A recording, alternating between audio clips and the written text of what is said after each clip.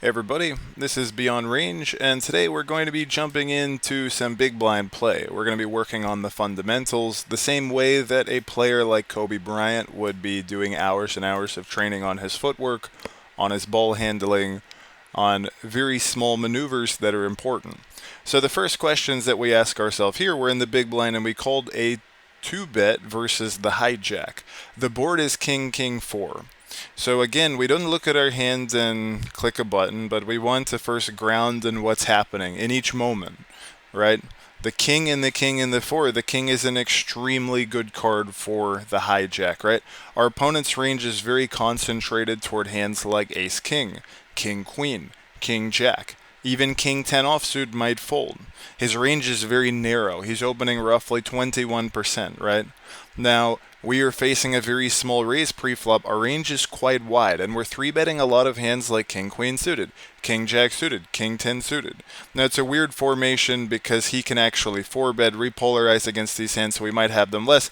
But the point is that our opponent is going to have the advantage in the nuts. In addition to that, our opponent is going to have the advantage in equity, right? He has a lot of hands like aces, kings, queens, jacks, 10s, 9s, etc. We 3-bet a lot of these, and then our range is also wider than our opponent's. So it's a very, very advantageous board for our opponent. So we need to think about what is happening, right? So the first thing is that our opponent is going to start betting, and when you're betting, you're thinking about, like, why are you betting? Okay, so our opponent is saying, hey, we have this advantage, we want to put money in, and betting can accomplish multiple things. It can put money in the pot with an advantage, right? Let's say he bets and you call, and let's say his hand ends up having 70% equity when you put money in. So you put $5 in, and now he gets 70% of that. Now, it's a little bit black and white the way I'm talking about it because poker's a multi-street game, but you want to break things down to their core, structurally, why they're happening. What is the mechanism, right? So another thing he can do is he can deny equity, right? He can bet, and then we can fold a hand that would have actually had some share of the pot. Imagine we have a hand like Jack 10 offsuit. Well, when he checks back, he's not only going to have pocket aces, or ace queen, or ace jack. He'll also have some hands that are weaker. He'll also have hands that, when a jack comes or a 10 comes, will not improve. But some of our hands will improve, right? We're using very specific cards to give examples to be able to conceptualize what the meaning of this is. But it's not about the particular card. It's understanding what is his bet doing, right? So we, in our position, are going to play a response, right? Now, when we call, our range is going to start folding the weakest end hands, and our range is going to have some continues. Now, imagine if your range is too strong when you call, right? And you have way too many king X. Well, your opponent is very unlikely to continue putting money in after you call, meaning that you may not want to play all of your calls with good hands. You might want to develop a raising range. Now, imagine that if you raised all of your good hands, now your opponent sees that your calling range is weak. So now he's going to put additional money in when you check call with very marginal bets on turn and rivers, etc. Because he knows, oh, you check raise, for instance, all of your king X. Now he's going to bet the turn extremely aggressively. Pocket 10s, pocket 8s, etc. Whatever the turn card is, maybe a jack is on the turn.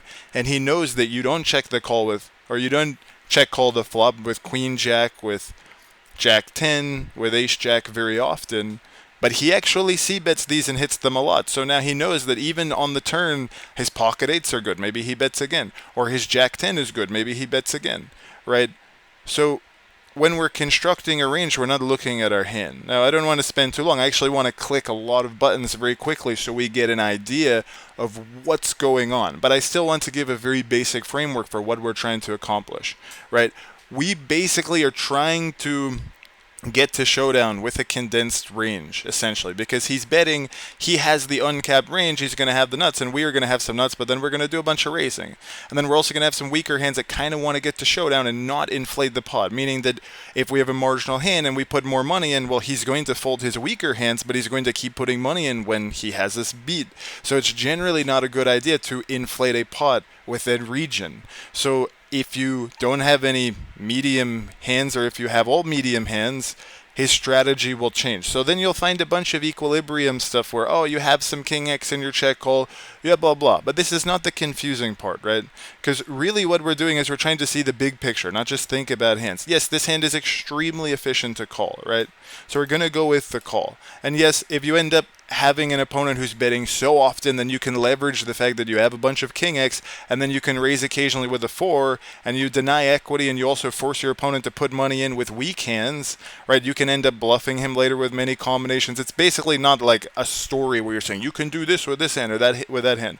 You want to think really big picture. You want to see the trees. You don't want to see one tree. In fact, it's better to see the forest, because some people are only looking at a leaf, and that's missing the point entirely. And that's the way that our human minds are basically conditioned, because we want to feel good about the decision that we make. We don't want to feel as though we're doing something wrong.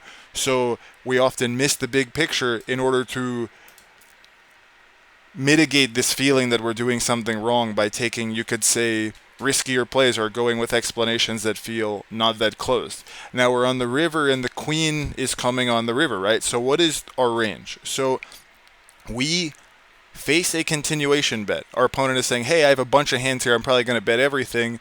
Now we say, hey, we're going with the call. So that means that we're not calling the absolute weakest end hands, like 8-9, we're going to fold, okay? But we also have something good enough to continue against 1.5 big blind flop continuation bet. And then some of those hands are going to contain something pretty good. So what does that mean, right? So we arrive to the river and we're going to have this part of our range that's going to be nutted, like king X that's slow played. We're going to have some stuff like ace queen. We're going to have some stuff occasionally like queen jack backdoor. Not very often with these kind of hands, but you can kind of get the point that a lot of your range is basically going to be deuces to tens and occasionally some 4x, etc. Very middling hands. And you say, well, what do you want to do with this range, right? Now imagine if you have a king here and your opponent, when you check, he always bets a queen. In fact, maybe even he always bets pocket eights because he puts you on a 4 or pocket deuces or whatever, right? This is actually what poker is about, is looking at these trade-offs. Now, you're not like organizing it specifically with your hand, but you want to understand what's happening.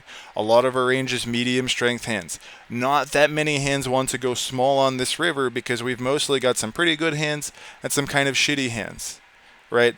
So this is the point where we're trying to organize our range. Now we're going to just click through quicker because I don't want to like go through every single microscopic detail, but it's not that I don't even mind, but I think that it might be boring. Sometimes I personally watch training videos and they're insanely boring, and I don't want to do that to the viewer because I want people to be able to basically generate value.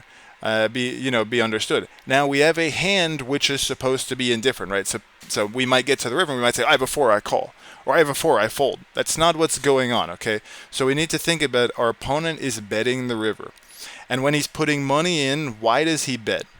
And unfortunately, what I just said is I'm probably boring the shit out of people, and now I'm doing it more. I apologize, right? But this is just how my brain works.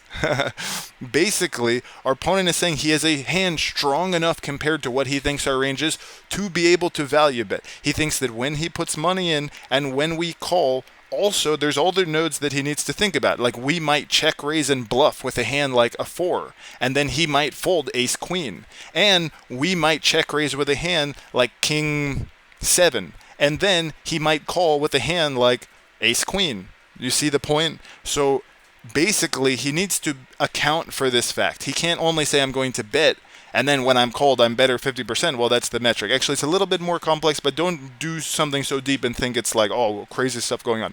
Not really. Basically, our opponent is just saying, hey, when I bet, I'm getting called by worse enough. And maybe a little bit more than 50% because you have to account for the fact that you're going to be raised and repolarized against, but blah, blah, blah. That's the main point, okay?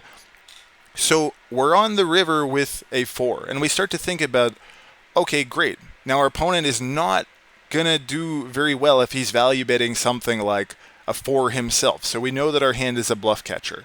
We are either facing a bluff and we are beating it, or we're facing a value better, we're losing to it.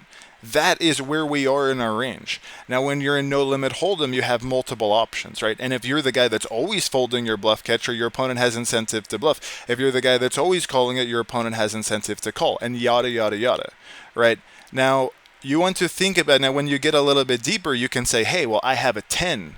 and my 10 is blocking my opponent's bluffing region. It's also bluffing a region that maybe bet folds. It's maybe not the most efficient hand to say bluff raise.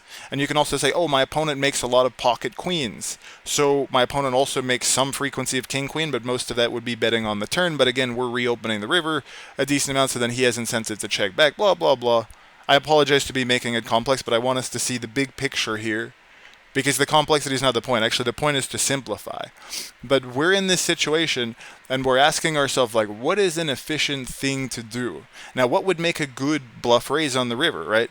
Now, if he has a hand that contains a 10, most of those 10x are going to be part of his bluffing range. Or you could say maybe a part of a bet folding range. So when you block that region, you might actually unblock his bet calls. So this might not be efficient. Now, what we're getting into is another layer of complexity that's not necessary, but the point is that you want to realize that your hand is indifferent. And then you can think, well, what are the best hands to call with, right? Now, I'm going to also have hands on the river like pocket threes. I'm going to have hands on the river like pocket eights, something like pocket tens.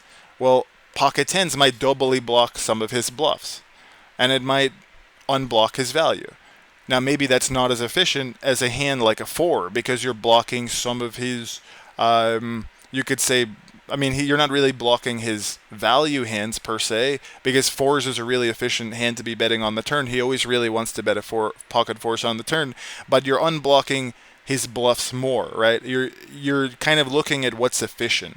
Now, you could bluff raise this hand. Maybe if you wanted to find a bluff raise, you don't want to hold a hand that's kind of blocking some of his bet folds. It's not a hand where you need to be like, this is definitely the case. The point is that you're not playing your hand in isolation. It's like if you're the guy that's always bluff raising the river, well, then you become very easy and very predictable to counter. Your opponent will just bet call their bluff catchers, or partition their hands into different nodes previously to where they don't put a marginal hand in the river node where they're going to open and then you're going to raise them. And then even you're raising them, but mostly you're supposed to have value. Even if you're over bluffing, maybe you're not over bluffing to the point where, he's still making an amazing call. Yes, based on his pot odds, he's making a good call. But let's say if you're raising and you have to have 70% value, and let's say you actually have 60%, well, even he ends up putting an additional, let's say, 10 big blinds in the middle.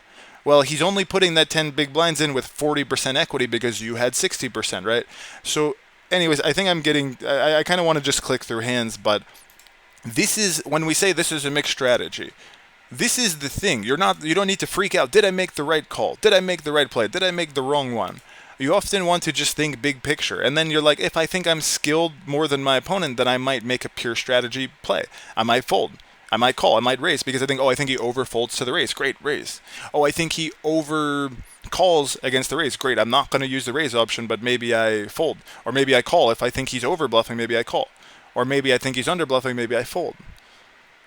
This is the stuff that's relevant. There's so much that's going on here.